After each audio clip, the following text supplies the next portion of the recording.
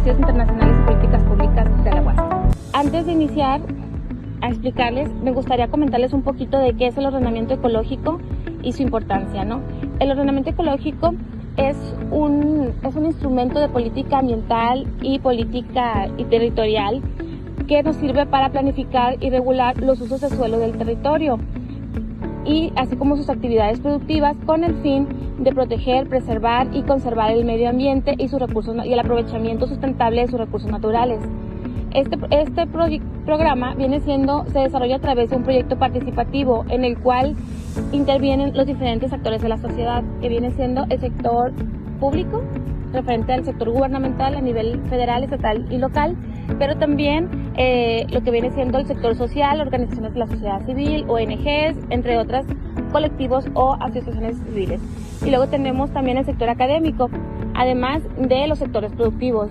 Muy importante porque el sector productivo pues son los que realizan y los que hacen un mayor uso de los recursos naturales. Entonces, en sí son estos cuatro sectores que intervienen y que tienen que confluir, para llegar a acuerdos y ver reflejados en este instrumento lo que viene siendo la política ambiental, en este caso del municipio.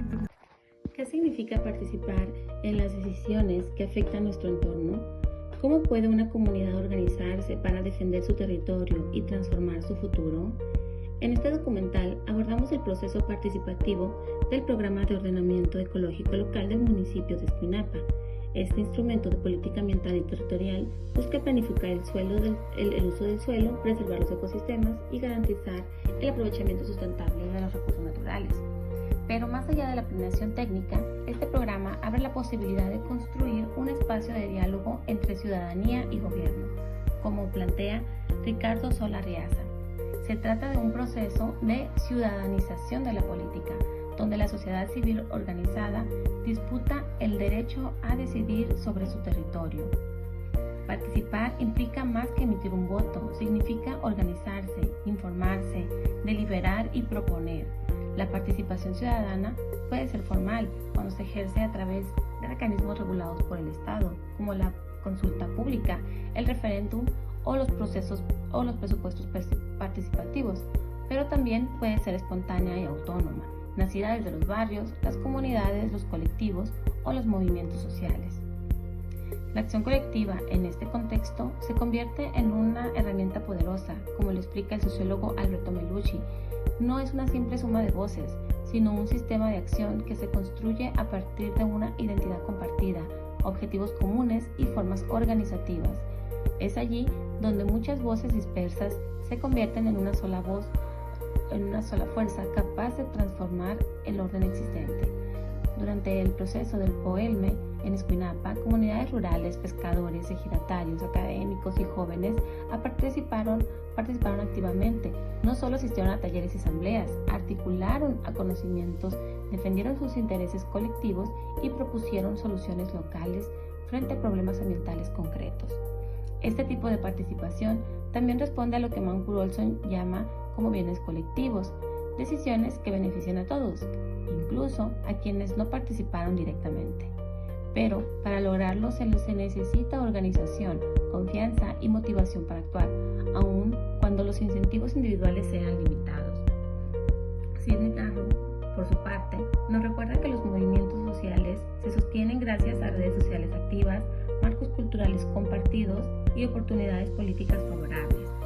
En Escuinapa, el proceso no fue espontáneo ni improvisado, fue una respuesta colectiva, informada y persistente. Pero, por si todavía no nos queda claro la importancia de participar en estos procesos, le preguntamos al biólogo José Dehesa Mitre, desde su experiencia.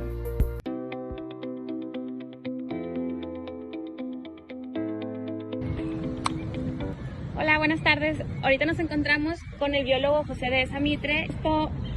Biólogo, por aceptar esta entrevista o en esta. Muchas gracias. Platícame un poquito, de cuál es la importancia de lo que viene siendo el ordenamiento ecológico. Bueno, la importancia reside más que nada en que es una política de carácter territorial, ¿no? Y como una política de carácter territorial como tal, esto lo que aporta al territorio es cómo podemos conservar los recursos naturales y cómo aprovecharlos. Generalmente un ordenamiento ecológico nos va a abarcar el territorio en 3 ejes: restauración, conservación y preservación, y en otro mínimo porcentaje en aprovechamiento.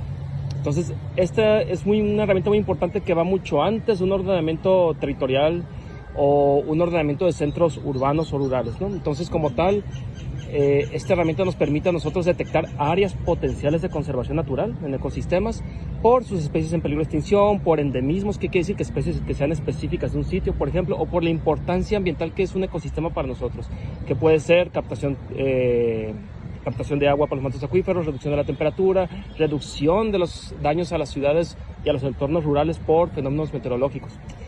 Entonces, tener un ordenamiento ecológico nos aporta demasiado para saber qué se debe de conservar, qué se debe de restaurar, qué se debe de preservar, porque hay una gran diferencia entre conservar y preservar, ¿no? La conservación es poder seguir aprovechando los recursos del entorno, pero no destruirlos. Y en preservación no los puedes ni aprovechar, es conservarlo como un área natural protegida, por así decirlo, para que pueda tener recursos para las futuras generaciones.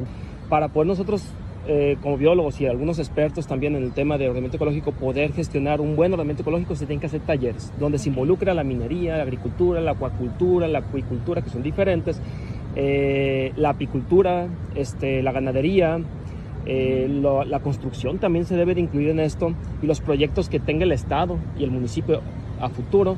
Todos esos elementos debe haber un representante mínimo en la mesa y decirles qué quieren hacer con el territorio, y se hace un mapa para distribuir las actividades que quieren hacer, y viendo y dependiendo de la factibilidad de que sus actividades se puedan hacer en el territorio, sí se permite y se da una flexibilidad en el ordenamiento ecológico de que, ok, aquí va a ser aprovechamiento para que tú hagas tus actividades, ¿no?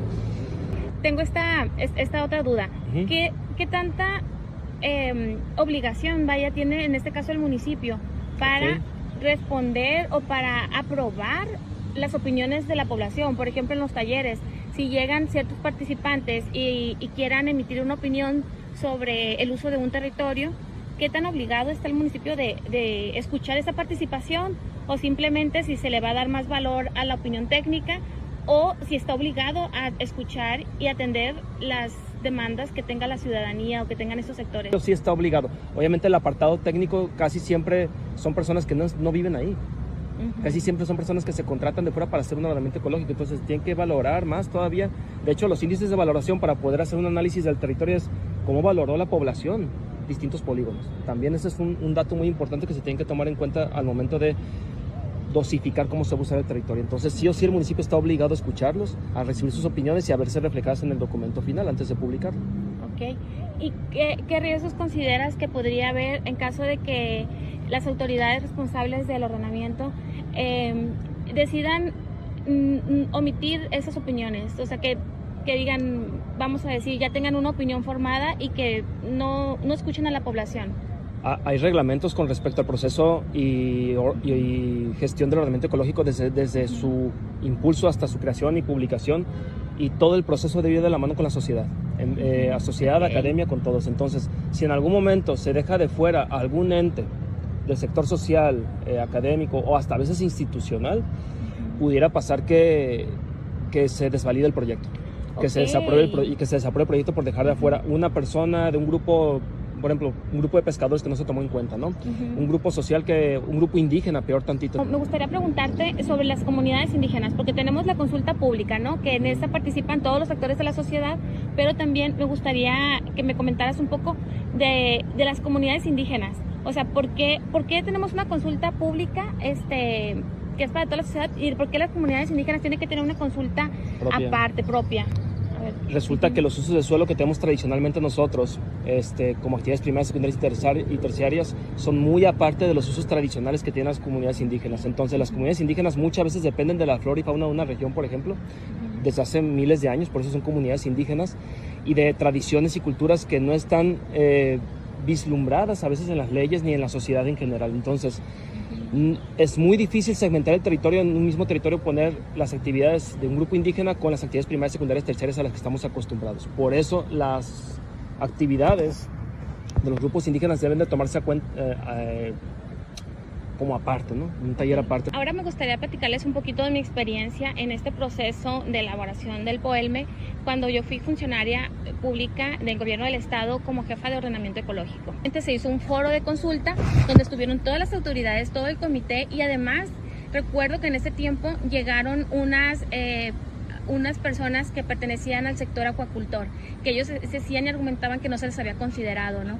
Entonces ellos llegaron de una manera organizada porque pertenecen como una cooperativas y llegaron y pues pidieron la voz y externaron a todos su preocupación de que no se les estuviera considerando.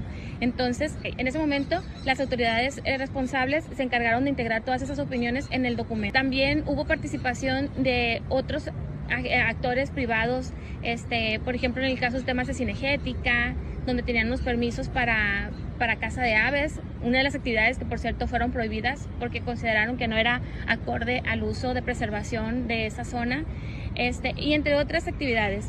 Ese proceso de consulta fue muy enriquecedor porque estuvieron la población, la sociedad, levantando la mano, alzando, diciendo que si estaban de acuerdo, que no estaban de acuerdo, y la verdad que llegar a ese nivel de consenso pues no es fácil, ¿no? Porque en muchos procesos de participación no se da ese caso, sino que se quedan más a la expectativa y a escuchar lo que otros opinan, pero no participan activamente. Entonces, en el caso del foro de la consulta pública me pareció un gran proceso, y creo que se atendieron todas las demandas que ellos estaban en ese momento solicitando. Ahora, ya en el segundo proceso, que es el de la consulta pública que les comentaba, que allá en Escuinapa hay un centro ceremonial que es el Trébol. Ahí pues están dos comunidades indígenas, una que está el Trébol 1, que es el que está más en la sierra, y luego está el Trébol 2, que es el que está más pegado a la ciudad. Son las mismas familias, solamente que pues conforme ha ido pasando el tiempo, ellos tuvieron que bajar a la zona más abajo acá de la costa para poder realizar sus actividades. En ese momento se hizo todo ese proceso en acompañamiento de la delegada de INPI, que viene siendo, el INPI es el Instituto Nacional de Pueblos Indígenas. Entonces, resulta que para hacer la consulta indígena tiene que llevar a cabo todo un procedimiento de manera lo menos técnico posible para que ellos puedan comprender el impacto que pudiera tener este proceso en su territorio, ¿no? En sus actividades. Entonces, en ese momento, pues igual participaron muy activamente, sobre todo las mujeres, fue algo que me llamó mucho la atención, estuvieron participando y ellas le dieron gran importancia a los factores culturales. Señalaron algunos sitios, por ejemplo en la sierra, sitios sagrados, donde ellos decían, bueno, es que ese lugar de ahí lo tenemos que conservar. Se hizo entonces, en ese entonces el consultor, el ingeniero Yuri, lo que él hizo fue ubicar, identificar, georreferenciar aquellos sitios de valor cultural también, para que ahí quede establecido que ahí no se va a poder modificar. Entonces, si en algún momento dado llegara una minera o llegara algún sector, alguna empresa a querer implementar ahí o querer desarrollar alguna actividad productiva, no sería imposible, ¿no? ¿Por qué? Porque ya está el ordenamiento ecológico que lo estaría prohibiendo. Una de las experiencias, y la otra que también me llamó mucho la atención, fue que hubo un caso de contaminación del río allí en Escuinapa, donde una de las mamás nos platica de que los niños empezaban a tener muchos problemas en la piel, y se señalan que en una empresa de mangos precisamente ellos estaban tirando todos sus desechos al río. Entonces este agua bajaba al río y llegaba a las comunidades y ellos tomaban agua de ahí o la hacían uso para sus actividades cotidianas, y eso es lo que les estaba afectando en la salud de sus hijos.